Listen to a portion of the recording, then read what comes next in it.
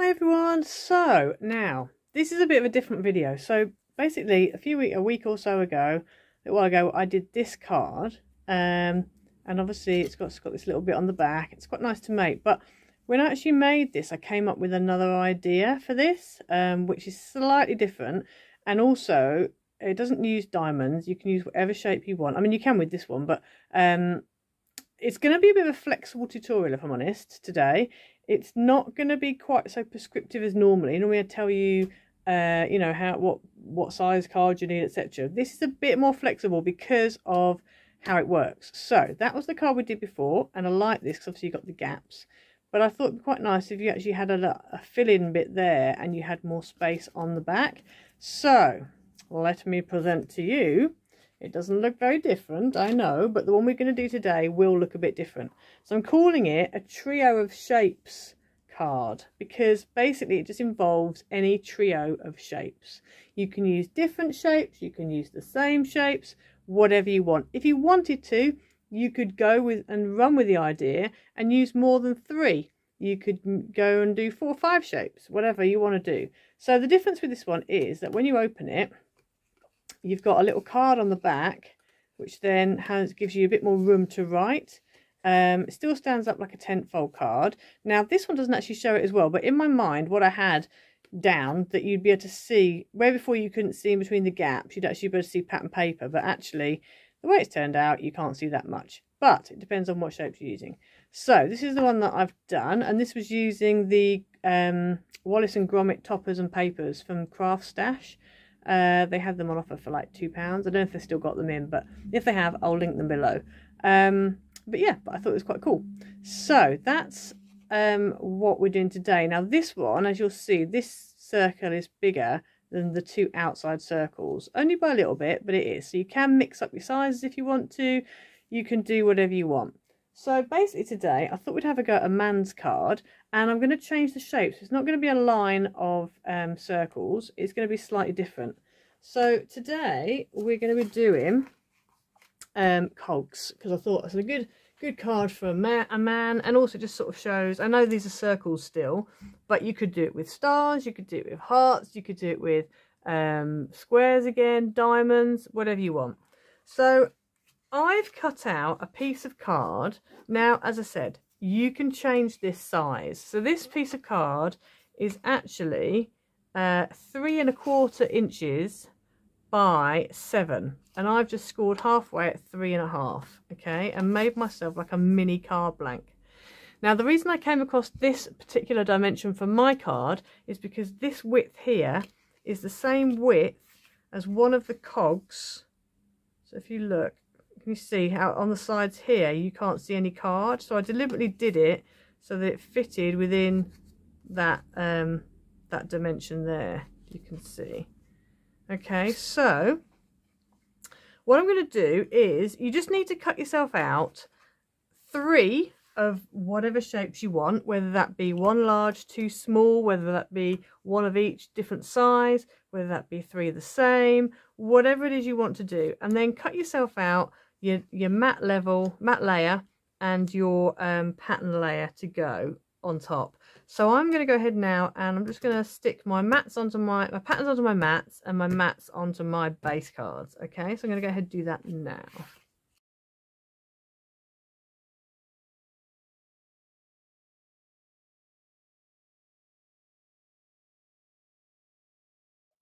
Okay, so that's what I've got. I've left with this. Now you could also, obviously, if you wanted to, when you stick this on, you could also go about and not actually have, you know, this gap at the bottom or at the top or whatever. Make it so that it's a bit more like this one, in that you've got nothing here because of the way I've done it. So if you see here, you've got, this is actually, this piece here that I've used on this card is 4 1/4 by 3 1/4, and I scored at 2 inches, so that's only 1 1/4. So then I didn't want that showing at the front, but I just wanted the back piece showing. So you could do it like that if you wanted to, or you could have it as a whole card, which is what I've got here, which then means that's actually mounted on the front there. Now I think what I'm going to do with this, I am going to trim a bit off this. because I don't want to see this bit directly behind there. I don't mind seeing it at the back, but I don't want to see it at the front. So what I'm going to do is I'm just going to take this now, turn this over like here, and then I'm just going to mark like there, so I know then if I cut across there, that section is basically going to be the bottom of my cog. Then hopefully you can't see that bit at the bottom of the cog, so it makes it a bit more, gives it a bit more like pops out a bit better. So I'm going to go ahead now and trim that off. Okay, so I've just trimmed that front bit off, so now obviously that front bit is smaller than the back bit. I probably should have trimmed this bit because I've got a crease, but anyway I didn't, so there we go. Tough bananas. So we're going to take our cog and I'm just going to turn it round so that it's about right and get it sort of central. So it's going to be about there.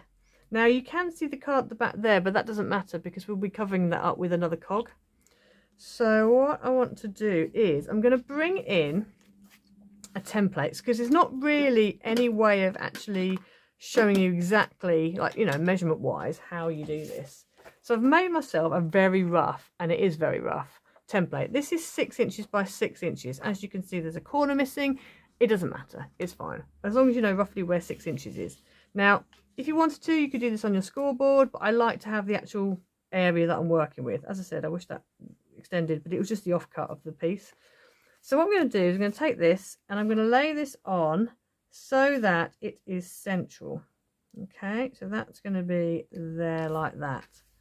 And then what I'm going to do, so central left and right, not top and bottom. What I'm going to do now is I'm going to take one of the cogs and I'm going to place it up high. Let me make sure my stripes are all kind of going the same way, although actually I suppose they don't need to be, but yeah, let's go. No, I think that way. Right, so I'm going to place this up the top here. So I'm thinking about like that, okay, and then I'm going to take another one and I'm going to place this over here like that, and then this one, which is the main one, will need to go at the bottom there, nice and central, about there, I would say. Okay, so that's what I'm looking at.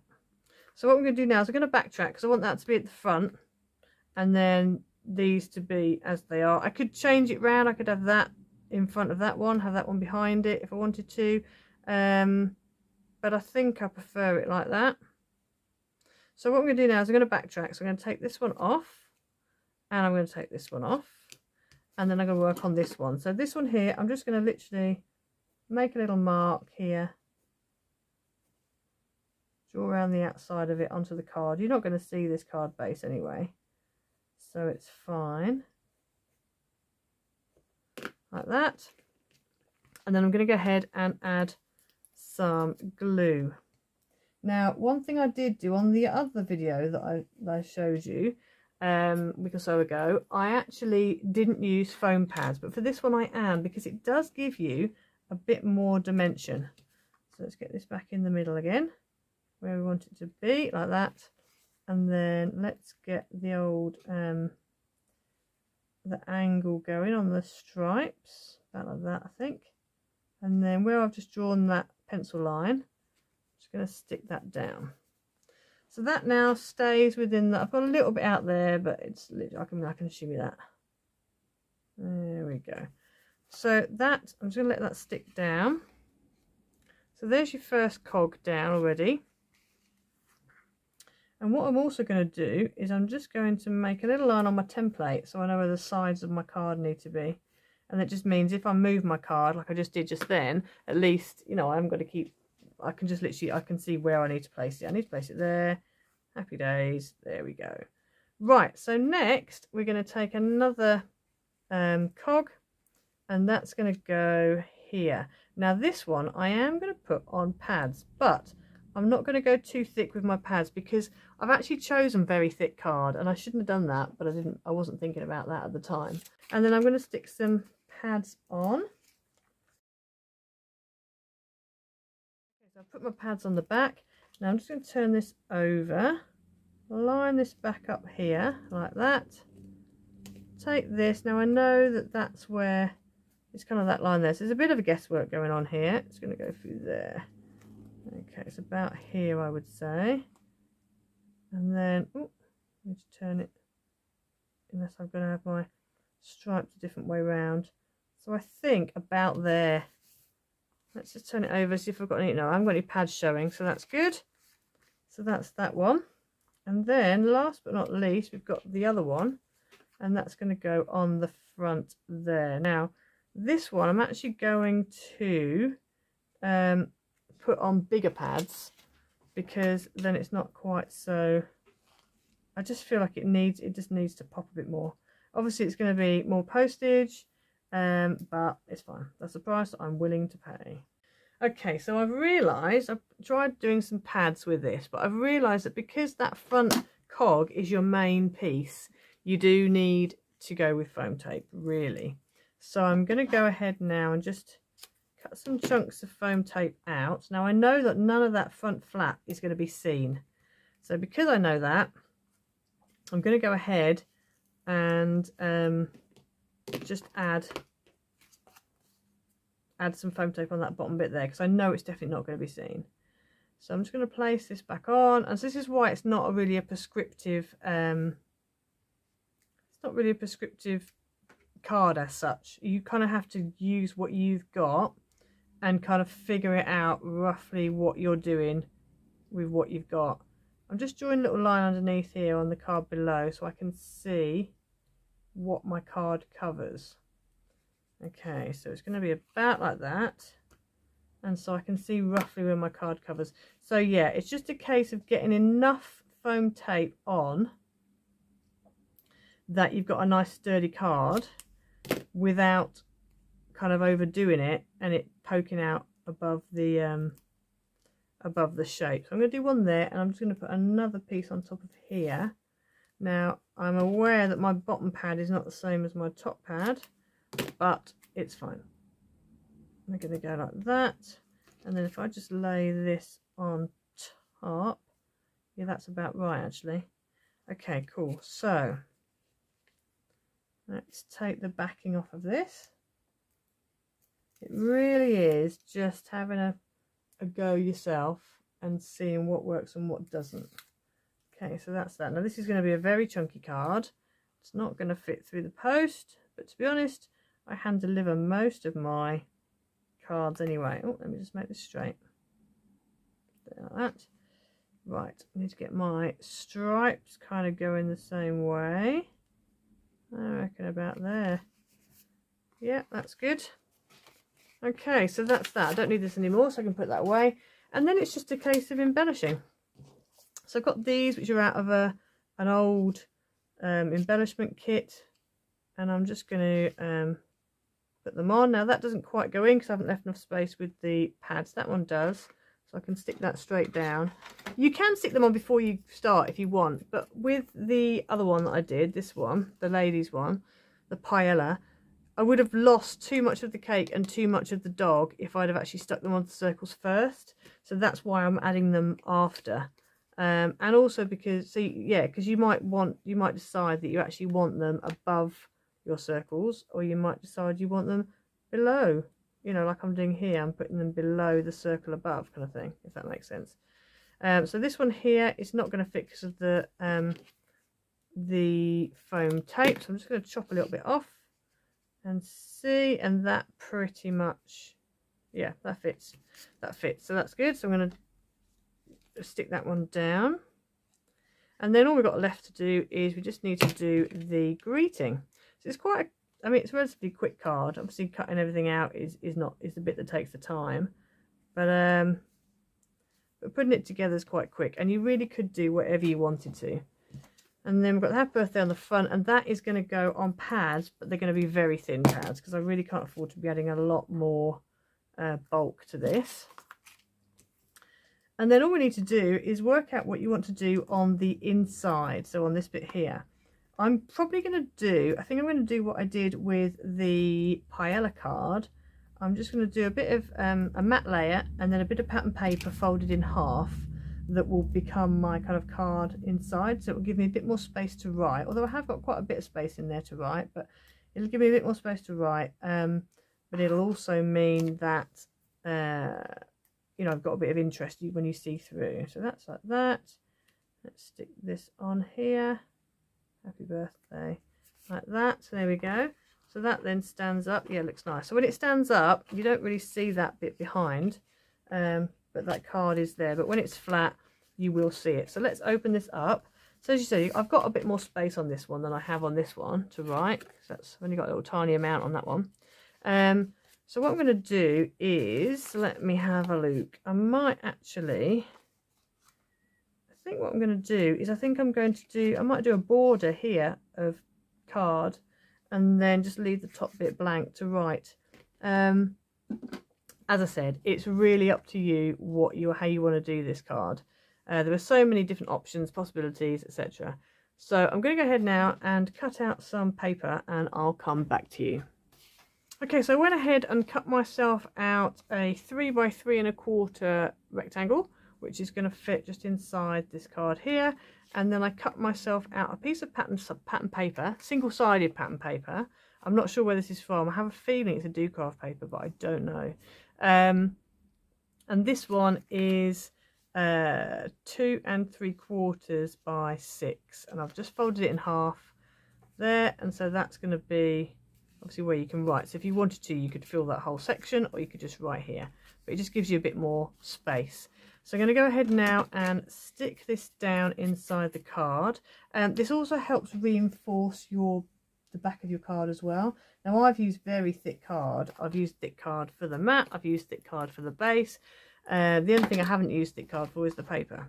But obviously if you haven't got thick card, you could get away with using a thinner card for your card base, as long as you put a decent mat on it and a decent pattern on it. Okay, so let's stick this down. Okay, so that's that inside bit finished. So when it's flat like that, you just see a little bit of that pattern paper underneath, which I quite like, a little flash.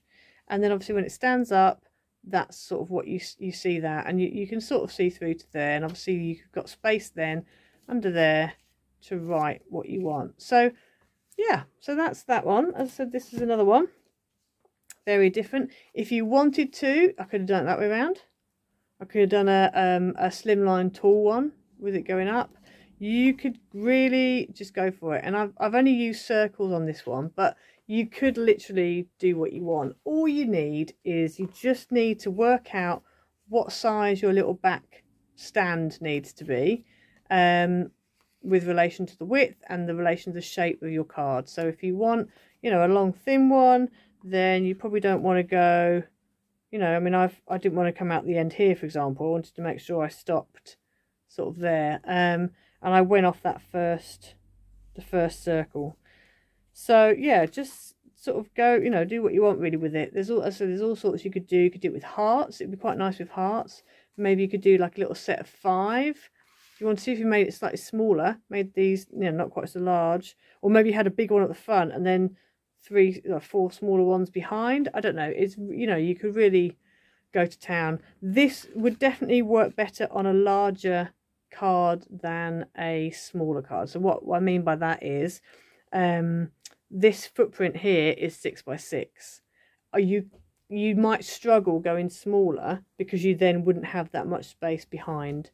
If you wanted to, you could, you know, just have it on the front of a card, but that kind of wasn't the point. The point was the fact it kind of looks like it's floating, like that, but obviously it doesn't.